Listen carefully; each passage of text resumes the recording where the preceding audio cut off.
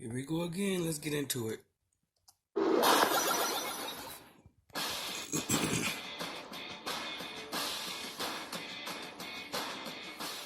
Past, present, or future, one kind of fighter has stood the test of time. The swordsman. And today's combatants are two of the most skilled warriors to ever wield a blade. Roronoa Zoro, the feared swordsman of the Straw Hat Pirates. And Erza Scarlet, the battle mage of the Fairy Tale Guild. He's Wiz and I'm Boomstick. And it's our job to analyze their weapons, armor, and skills to find out who would win a death battle. As a child, Roronoa Zoro dreamed of becoming the greatest swordsman in the world.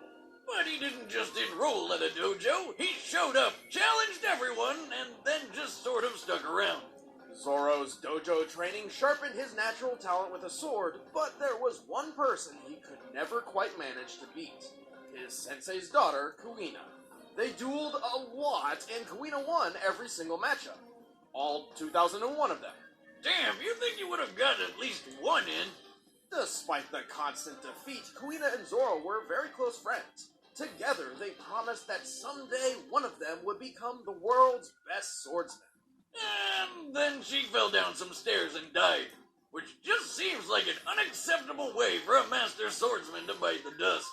Does thin out the competition for world's best swordsman, though. True, I mean, that's how I became the world's best shotgun woodcarver. After Kuina's death, Zoro inherited her sword and used it to hone his skills even further, eventually leaving the dojo in search of the current title holder of world's greatest swordsman, Dracule Mihawk. But he immediately got himself lost. With nothing better to do, he became a bounty hunter and wandered around the ocean until he ran into a weird, stretchy pirate kid. You mean Monkey D. Luffy, who brought Zoro onto his crew of Straw Hat Pirates. Actually worked out pretty well, since Luffy was already looking to hire him anyway. Turns out, Zoro has quite a reputation. At this point, he was already a master swordsman, and after finding and training under Mihawk, his swordsmanship became legendary. He created his own fighting style, Santoryu, also called three-sword style, because he uses three swords, one in each hand and one in his freaking mouth. That doesn't seem very safe. Oh, shut up, Wiz. Badasses don't care about safety. Regardless, with the three-sword style, Zoro can perform several unique attacks, including the Onigiri, where he strikes with all three blades at once. Or the Tatsumaki, where he makes a tornado dragon. By swinging his swords a certain way, he can fire compressed air projectiles toward an opponent, like with his deadliest technique, the 1080-pound cannon. And last but not least, he knows the Kyutoryu 9-sword style. Wait, did he just grow 4 more arms and 2 more heads? How the hell did he do that? It's just an illusion, but it still somehow has physical presence. He's like a human slap chop with a total of 9 swords. That's one way to put it. In addition to his skills with a blade, Zoro is able to use Haki, a mysterious power that every living being possesses, but only a select few have learned how to use. Haki, much like Neapolitan ice cream, comes in 3 flavors, and Zoro only has access to chocolate and vanilla. Chocolate? What? I don't even... Well, one of those flavors is Observation Haki. That's vanilla! Of course. Which, in some ways, is similar to Spider-Man's Spidey Sense. Zoro can sense the location of other people, even if they're invisible or far away, and can also predict most opponents' attacks. Then chocolate, everyone's favorite Haki flavor, is Armament Haki. This lets him form an invisible armor around himself as protection, or harden his swords to make his strikes cut through almost anything. With both Haki, Zoro has been a real asset to the Straw Hat Pirates. They've traveled the world and had a lot of weird adventures. Like that time Zoro fought a literal living mountain man named Pika and sliced him clean in half. A strike so powerful it didn't just cut through Pika, it sent his top half flying upward. Considering Pika's enormous size and approximate mass, this strike had to have been more powerful than the first ever deployed hydrogen bomb, the 11 megaton Castle Romeo. Also, Zoro's pretty damn fast. One time he moved so quickly he seemed invisible to a room full of highly trained assassins. And when the odds are against him, he'll keep pushing himself, even past the point of bleeding out. Thus, he's powered through some incredibly intense pain. such as...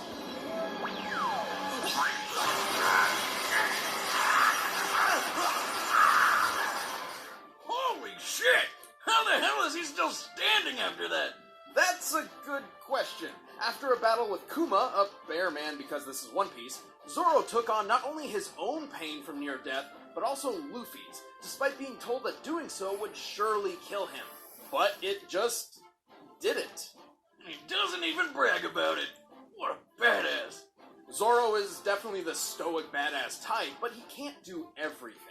He's a sword fighter above all, and prefers to fight up close and personal. He also has the world's shittiest sense of direction. He gets lost without someone there literally reading the map for him, and could never survive on his own without his friends. You might think Zoro would be more of a lone wolf type of guy, but no. Much like how Kuina's death spurred him on to become a great swordsman, it's his friends who keep him fighting. I set sail for only one reason, to meet you. And what is your goal? To beat you. Erza Scarlet grew up in a small rural town called Rosemary Village. It was pretty picturesque as far as childhoods go. Hold on, Wiz, I'm getting a premonition. Despite everything seeming perfect, something terrible happens. A murderous cult attacked, destroyed the city, and enslaved the children to build a tower to resurrect their evil overlord. There it is.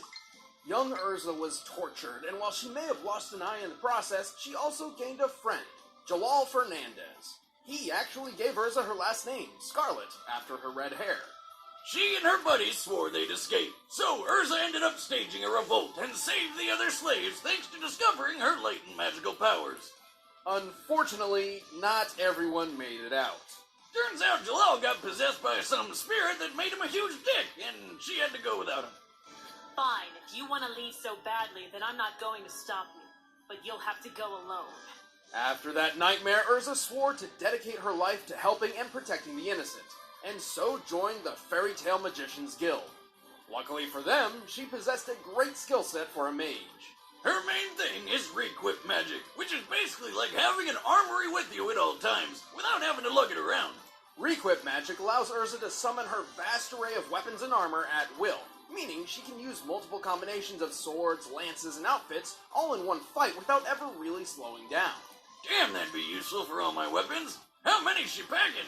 She's rumored to have access to as many as 100 sets of armor and 200 weapons. Nice! As far as armor goes, her go-to is the standard Heart Cruise set. But there's also the Heaven's Wheel armor, where she can send swords flying at people, the spiky defensive adamantine armor, and the Black Wing and Flame Empress armors, which have wings for flying. Don't forget her giant armor, which she uses with a lance, purgatory armor, which has a lot of spikes, and, seduction armor? I'm not really sure what purpose this serves. Probably to make enemies terribly aroused. Ever tried to fight with an erection, Wiz? Believe me, it's not easy. Right. Well, Erza claims her most powerful armor is the Armadura Fairy Armor, which is very pink. These are fancy and all, but sometimes she doesn't even bother suiting up. If her back's against the wall, Erza equips her Clear Heart clothing. This enhances her speed and attack over defense, and channels all her magical energy into her katanas for a decisive blow. She can charge magic through her swords to perform all sorts of magical attacks, even mixing and matching weapons and armors to better her chances in a fight. She's also just really good at sword fighting. Actually, she's really good with a lot of weapons, including hand-to-hand. All of this makes Erza an excellent addition to the Fairy Tale Guild. She quickly became one of its highest-ranking mages and was the youngest member to ever pass the S-Class Mage Promotion test. An incredibly difficult gauntlet only the strongest and wisest of warriors can even attempt. Speaking of achievements, she's pretty freaking strong. Don't believe me? Well, here she is, lancing a hole through a giant floating cube. This cube was about 100 million cubic miles in volume. To punch through it, Erza's lance must have dealt about 16 kilotons of force. Erza's also fast enough to deflect bullets point-blank from a flintlock pistol. Guns with a muzzle velocity of about 540 miles per hour. And that's without a speed boost from her armor. Right, many of her armor sets grant her stat boosts, increasing her speed, magic, defense, etc. She's survived plenty of destructive blasts, including one that blew up an island. Considering that island's size, that's an explosion equivalent to 2 kilotons of TNT. So she's sexy, can survive island-busting attacks, and has a shit ton of weapons? She's basically perfect. Just wish she used a gun or two. Well, she may have a vast armory, but swapping them in and out requires magic, and she can run her supply down if she's not careful. So it's just like a mana bar in those fantasy games you always play. Exactly, though even when she's out of magic, she's still quite deadly in hand-to-hand. Like when she fought her alternate self from another parallel universe. That universe has a lot less clothing. Sign me up! But when you're among the best in the guild, you get the job done, no matter the limits. I will withstand any physical pain to protect the ones that I love. Alright, the combatants are set. Let's end this debate once and for all. It's time for a death battle!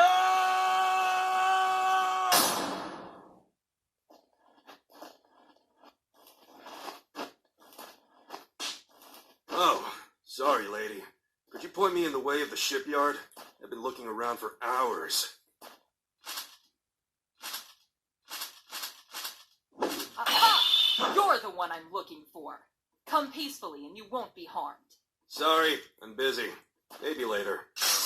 Then we'll have to do this the hard way. I told you, I'm busy! Fine! Well, I guess we're doing this now.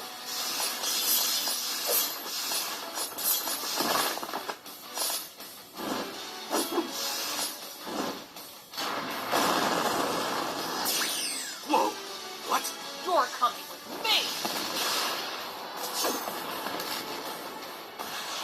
Neat trick.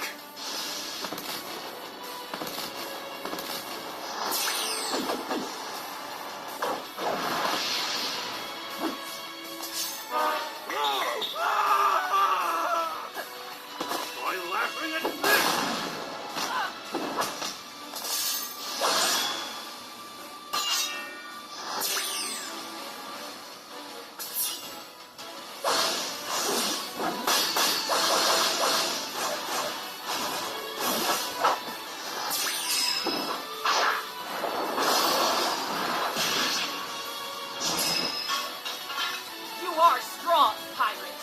But this is more strength.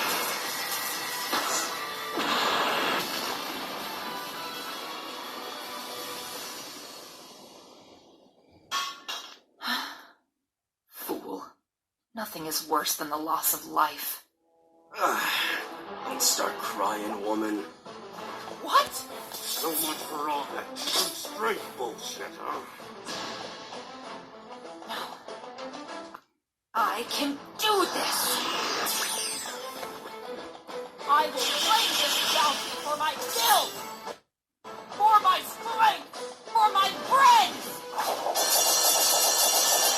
Bring it on!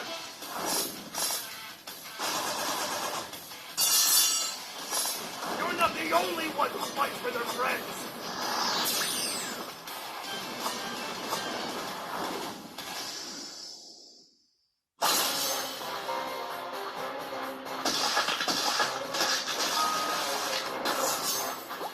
Well, where the hell is that shipyard? Jesus! Talk about a killing blow! In the past, Erza could react to projectiles flying over 500 miles per hour, but Zoro could move faster than the eye could see. U.S. Air Force tests have shown that a well-trained human eye can consistently spot and recognize an image in 1/220th of a second. So, in this case, Zoro would have had to move from point A to point B, which is about 57 feet, in 4.5 milliseconds. That's close to 9,000 miles per hour. That's more than 5 times faster than a bullet. Erza didn't really rely on speed anyway, and there's no evidence any of her armor magic could have helped close that wide of a gap. Speaking of her armor, Erza did have more options in defense and weaponry. Unfortunately for her, she was simply outclassed in damage dealt. Erza could withstand hits of about 2 kilotons, like the blast which destroyed that island. But Zoro has dished out much stronger blows than that. Slicing Pika in half, for example, was equivalent to 11.5 megatons. That's about 6,000 times bigger than anything Erza has survived. And while Erza's artificial eye may have seen through Zoro's 9-sword style illusion, it couldn't prevent him from actually attacking her. She also had that habit of stripping down to clear hard clothing in a bind. Yeah, it gave her more sword power, but at the cost of less defense. This sounded like a good idea on paper, but close-range combat was Zoro's bread and butter.